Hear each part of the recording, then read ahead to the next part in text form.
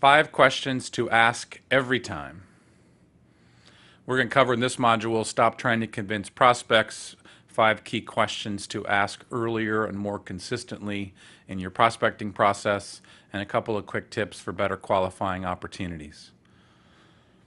One of the things we're trying to do here is really just give you some simple tips and reminders you can apply. A lot of this stuff you already know and just don't do consistently. A couple of these ideas you might not have heard of or thought about before.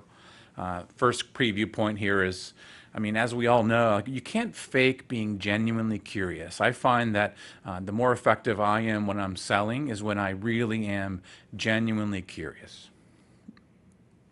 We talked about this before. Not knowing is perfectly okay. It's okay to talk about what you do know and the things in which you're passionate about and who works with you.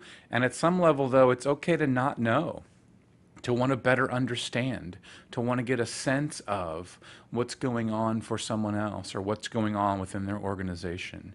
Your curiosity and willingness to not know, in my experience, helps us waste less time and uncover more truth.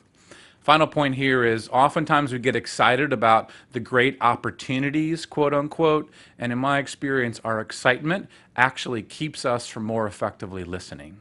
Sometimes we have to just shut up and listen and notice our excitement that actually doesn't help us more effectively sell.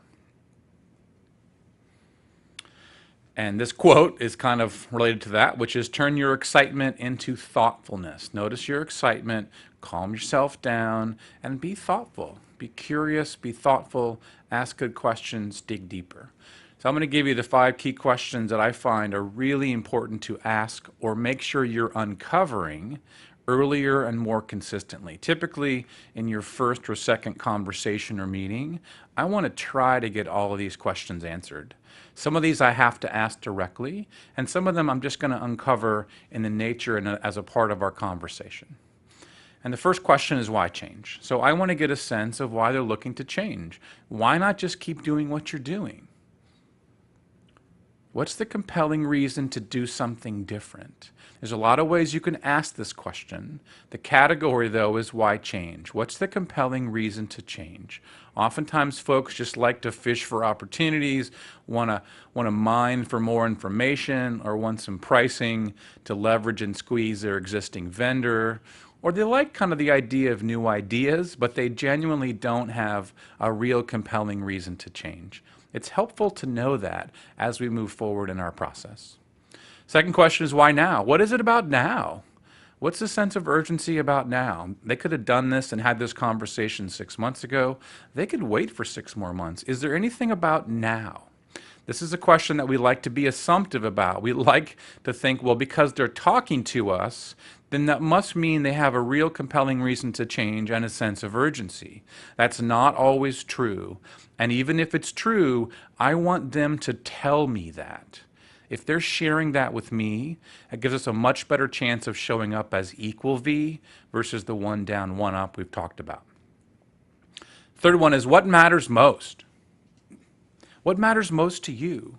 We oftentimes get kind of generic and sterile about, well, my company's talking to your company about what we do and what your company needs. We forget that we're talking to a human being.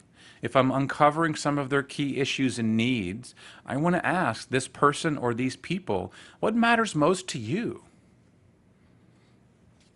Fourth question is who else cares? So often we get caught asking things like, are you the one who makes the decision? Who makes the decision here? Can you tell me about your decision-making process? I find that that line of questioning typically gets us lied to, or at least has them withholding information. If I'm uncovering some things about what's going on for them, and I ask a question like, who else cares? Can you give me a sense of who else cares about this? Who else has a stake in this? I will 99% of the time get a thoughtful, interesting answer that gives me more information if I ask a question like that. Final one is, what did you like? What was it about our conversation that you thought was useful, interesting, compelling, or different? Finding some way to ask a question like, what did you like? Now, our ego mind is terrified of this, to ask this question and then be quiet. It's scary because one of the fears is that they're going to say, well, nothing. I didn't like anything. That's what our fear is. Now, 95% of the time, that's not going to happen. However, that's the fear. So at the end of conversations, I always like to, when appropriate, do some version of what I call a plus delta. What did you like? Anything that you liked? Anything that was compelling or interesting about the things we've talked about so far? And then the delta is anything that you haven't heard so far, any kind of lingering questions or concerns that you have. So before I'm ending and leaving a conversation or a meeting, I have a real sense of where we stand, how they feel about things, what they like, any lingering questions or concerns. I want to try to get it all on the table as much as I can in the first 1 or 2 conversations, so I know where I stand and I can move my sales process along much quicker and get a lot more truth. These are simple, simple questions, and a part of us is oftentimes uncomfortable asking them. My challenge to you is considering thinking about all 5 of these and at least doing one of these better over the next few weeks.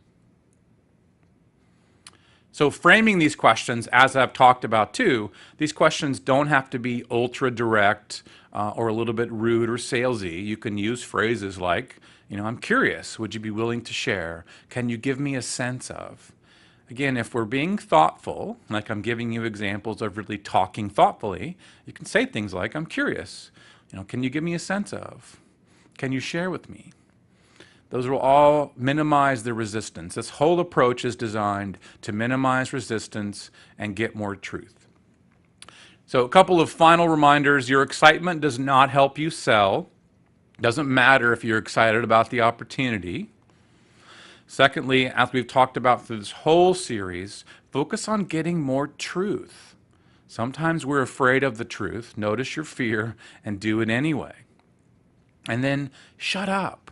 A lot of these questions are designed to ask them and then be quiet. When we're selling, sometimes we're afraid of silence and we're afraid to stop talking. Notice that, catch yourself, and then just stop.